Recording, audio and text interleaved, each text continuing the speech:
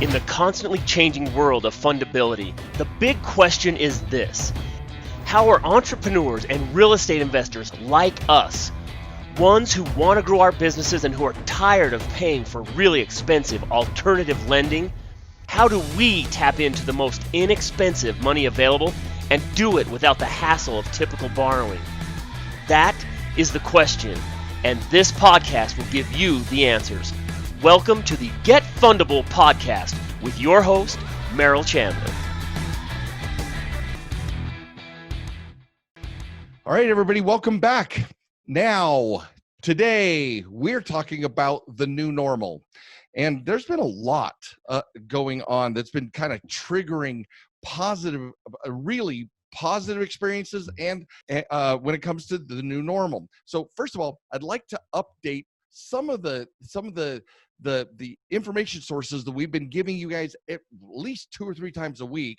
And so let's take a look at this and understand the power of this pandemic and the next domino, which is the recession and how it's been impacting us. So first of all, at the time that this has been recorded, last week, another 3.2 million people filed for unemployment. Now, that total is for the last 77 weeks, the last 7 weeks of really the beginning of the shutdowns, et cetera. The last 7 weeks, there's been over 33 million. That is a significant number of people. Now, the weekly numbers have been declining since the 6.9, the 7 million claims that were in late March, that last period of March that we reported. And that was the peak. Now, every week, there are less, even though gargantuan. Here, for example, in February, before the pandemic, there were about 200,000 people a week filing for unemployment. 200,000. Now, that sounds like a lot, but as a percentage, very low, right? But 200,000 a week. But the economy was more robust, and so people were coming in the pipeline and then leaving the pipeline as they found new opportunities for employment. Here's the challenge. We say 3.2 million this last week. The thing is the monthly job report that's coming out from the Department of Labor tomorrow, the 8th of, so for recording purposes, the 8th of April, the 8th of April, May will record the month of April's total unemployment rate. Now, it's expected to be likely significantly over 15%. That is Depression era numbers, guys. 25% was the biggest unemployment percentage in the nation. Well, remember, there were significantly, by millions, tens of millions fewer people in the United States.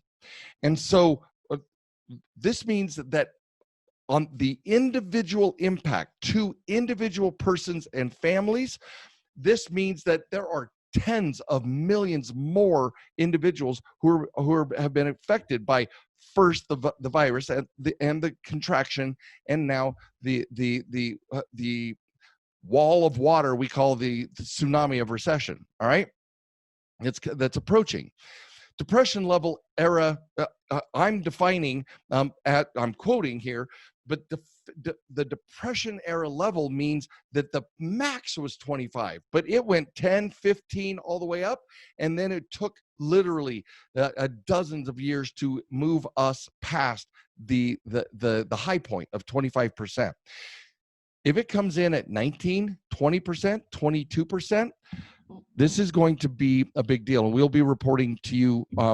We'll be reporting once again beginning of next week, so we can kind of take a firm look of what the monthly numbers come in at, because they're far more accurate and take more into account. Now, a study by the Economic Policy Institute found that roughly 50% more people than have actually filed claims in the most recent 4-week work period actually qualify for benefits. That means 50% of the people are not being represented as unemployed because They didn't try because the process was too formidable, or they got stymied because it's too because of the sheer amount of time it takes. Remember, the system was not designed to process millions of people per week, hundreds of thousands, even I don't know, but let's say 1 million a week, but not 3.5 to 3.2 to 6.9 million people per week, guys. That it wasn't designed for that. And so not only is the system showing its tolerances, right, how much it can actually handle, but the study showed that there are 50% more people, 50% more people actually qualify, are actually unemployed, actually are could receive benefits if they went through the entire process. Guys, 50% more, when we're sitting at a minimum of 15%, 50% more is what's that? 22.5, 23%.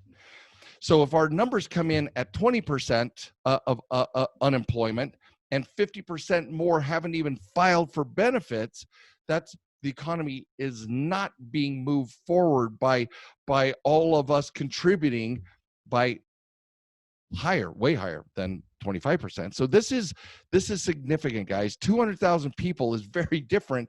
We're an order of magnitude and a magnitude and a half of people applying for benefits now than before this started. Now, some more facts. In the weeks before the pandemic, states around the country, before they started actually issuing lockdowns, we were already starting to spend less. We were starting to travel less and dine out less. Remember, the lockdowns didn't come for week, 2, 3, some states 4 weeks after they closed down the cruise lines, right? Before that, people started withdrawing. Now, we need to remember this because this is part of what we're talking about in the new normal. People started withdrawing or contracting, not going out as much, not traveling as much, and spending less. Then, in many states, while the lockdown orders are still legally in place, the enforcement orders are still there, economic data shows that there are businesses, workers, consumers, et cetera, they're already going back to the old normal routines. So even though they are, we've had several states say, you know what, we're talking days, not weeks, to lift the shelter-in-place orders, the sequester orders, or the no travel orders, et cetera, right? So there are so many people who are businesses are technically reopening when they are still they're still shelter-in-place orders. Now, this brings us to number 2.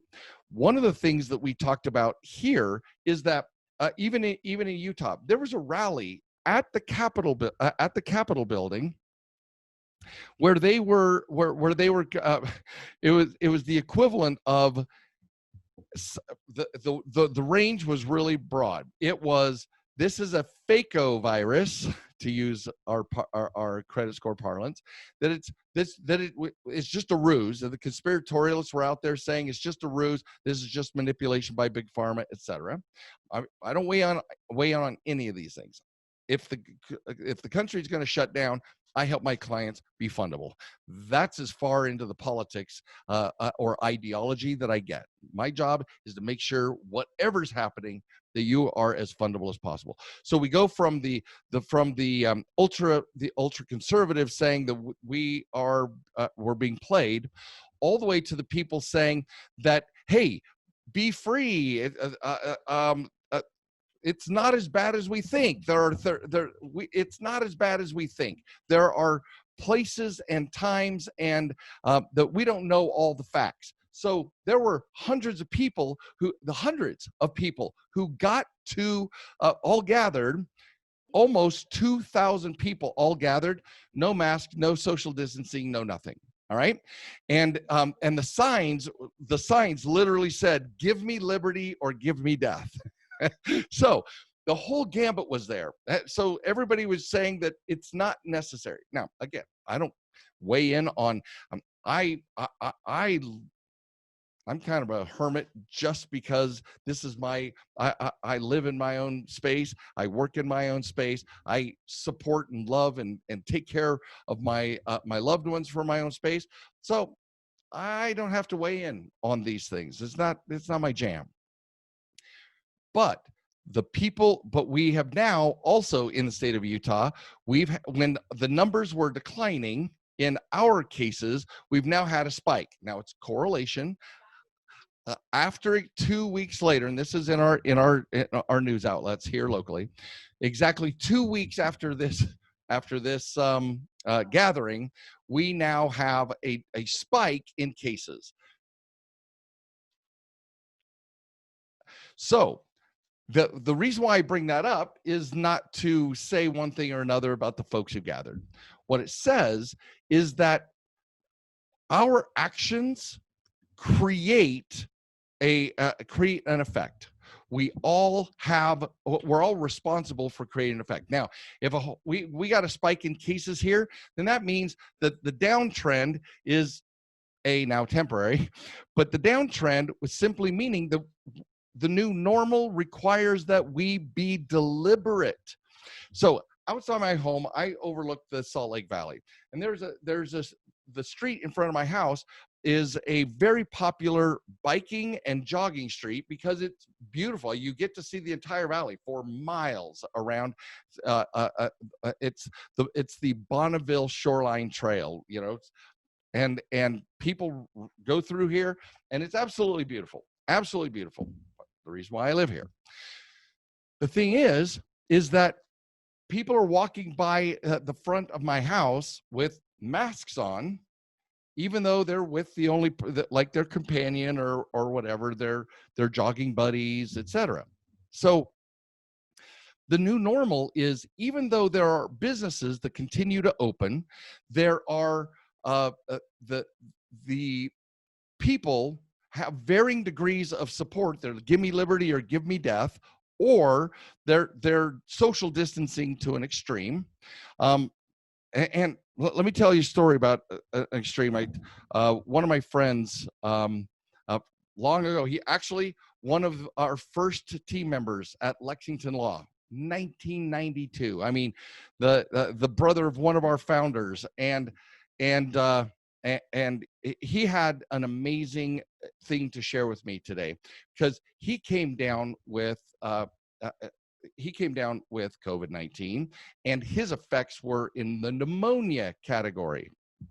And the thing is that it was like he was being treated with the new leprosy, because once he was cured, he was given a clean bill of health. It took him 10 days, and he was cleared of all contagion.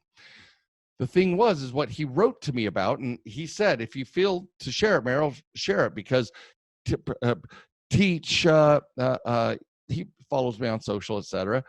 And he was saying that the bubonic plague level, Middle Ages level response is still true, right? So we have the cavalier on one end, and then we've got the people who are afraid to breathe the air, who are in their cars while I'm driving. They're in their cars by themselves and still wearing a mask.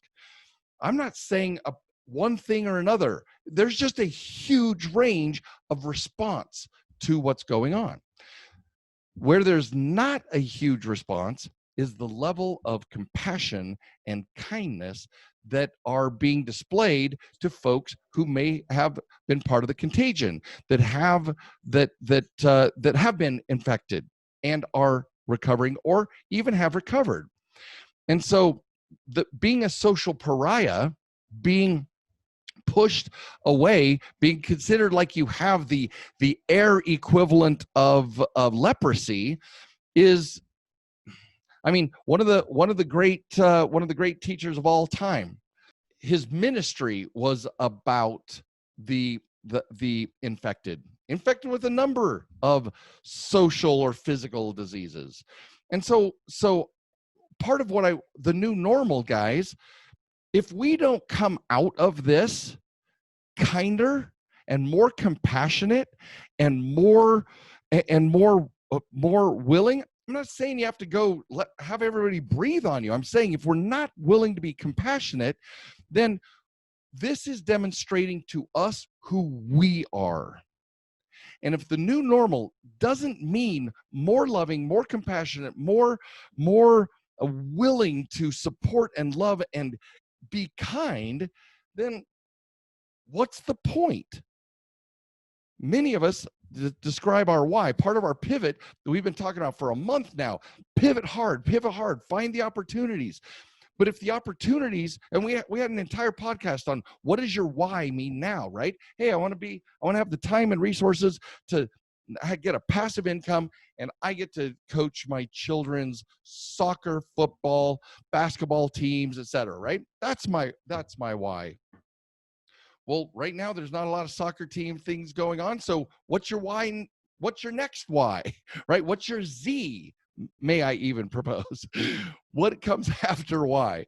But if it doesn't include compassion and love and kindness, then your why, my why are completely meaningless, guys. They're meaningless. Because great, I have $1 billion and I'm not more kind, more benevolent, more open, less judgmental, less prejudiced, less caring. If our why doesn't include those character traits, then we have missed the entire point of this pandemic or any pandemic.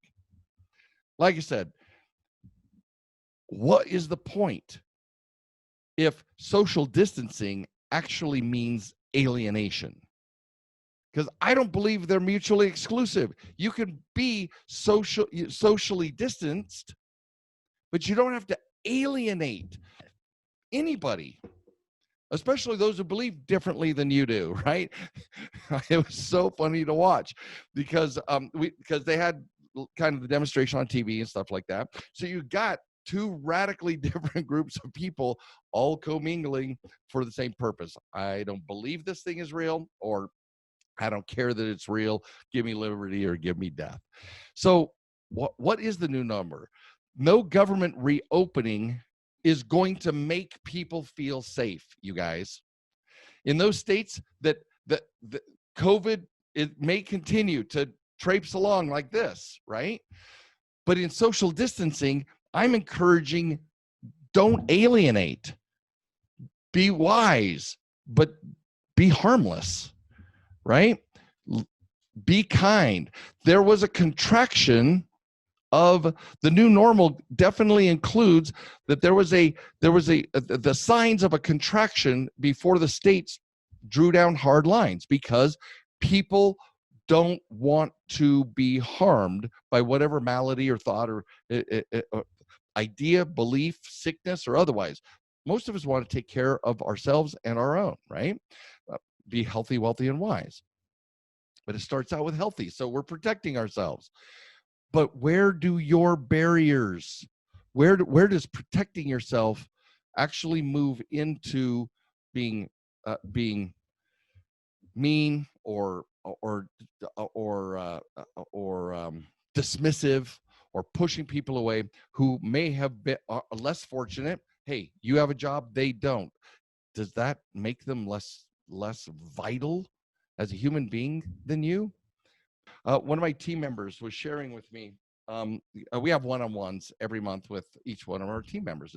And one of my team members was talking about what I shared with her was survivor guilt, because she was comparing, she's a 20-something, and she was comparing that people going to school aren't going to school and they're just studying online, right? relatively little social engagement. The people her friends have been laid off. Friends have not been hired back, or they've been furloughed, and they're the part of the group that aren't even qualifying for unemployment because they have 0-hour schedules that we've talked about before. They haven't been formally laid off even. And they are miserable. They're having a horrible time. And she's part of an organization that it knows how to pivot, and part of an organization that is literally the gatekeeper to the growth opportunity for all these millions of small businesses, and the gatekeeper to funds and funding. And she's like, I love what I'm doing. I love what's going on. And I talk to my friends and they are hurting. And I call it, feeling a little survivor guilt, right?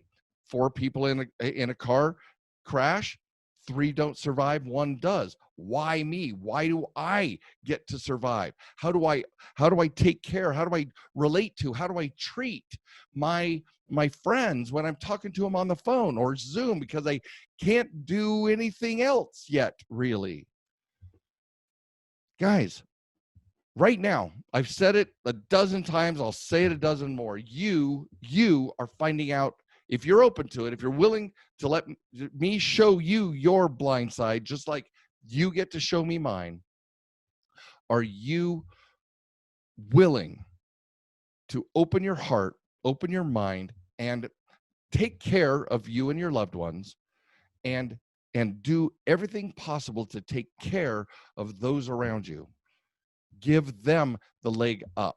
Give them an opportunity. How do you talk to them so that your heart is compassionate and full for their plight, for their experience?